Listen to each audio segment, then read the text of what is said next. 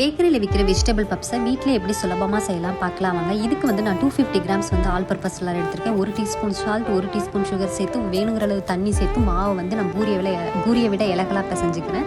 பிசைஞ்ச மாவை வந்து 2 உருண்டையாக கட் பண்ணிக்கிறேன். அதுக்கப்புறம் 2 பெரிய ஷீட்டாக வந்து நான் ரோல் பண்ணிக்கிறேன். இதுக்கு 120 கிராம்ஸ் பட்டர் வந்து நமக்கு தேவைப்படுது.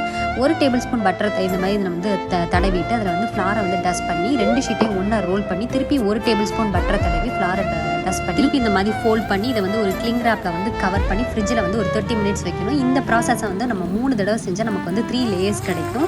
உள்ளே வைக்கிற ஸ்டஃபிங்க்கு நான் வந்து ஒரு பேனை வச்சு கொஞ்சோண்டு எண்ணெய் ஊற்றி ஃப்ராசன் பட்டாணி போட்டு 2 மேஷ்டு பொட்டேட்டோ போட்டு சால்ட்டு, டர்மரிக், சில்லி பவுடர் போட்டு ஆம்ச்சூர் பவுடர் போட்டு ஃப்ரை பண்ணி எடுத்தால் நம்மளுடைய ஸ்டஃபிங் ரெடி. இப்போ நம்ம வந்து ஃப்ரிட்ஜில் வச்சு அந்த ஷீட்டை எடுத்துகிட்டு வந்து திருப்பி பெரிய ரோல் பண்ணிவிட்டு 8 ஷீட் கட் பண்ணுறேன். கட் பண்ண ஒரு ஷீட்டில் வந்து ஸ்டஃபிங் வந்து கொஞ்சோண்டு வச்சு இதை வந்து ஃபோல்ட் பண்ணி அவனில் வச்சுட்டு 200 டிகிரி செல்சியஸில் 25 மினிட்ஸ் பேக் பண்ணால் நம்மளுடைய பப்ஸ்